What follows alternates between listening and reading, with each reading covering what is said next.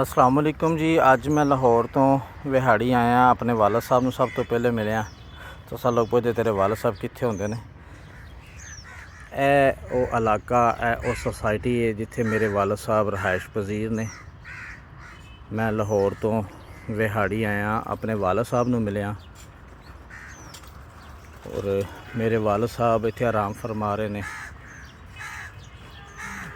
ਇਹ ਤੁਸੀਂ देख रहे हो मेरे वालद साहब का घर है। उन्होंने मिलिया, मुलाकात की है, उन्होंने खिदमत सलाम पेश किया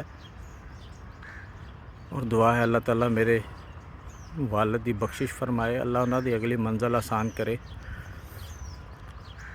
ए वो लोग ने जिहड़े जो दुनिया ते सन ते अपने कपड़िਆਂ ਨੂੰ मैल तक ना सन लगन दिंदे और अज सारे इत्थे आराम फरमा रहे हैं।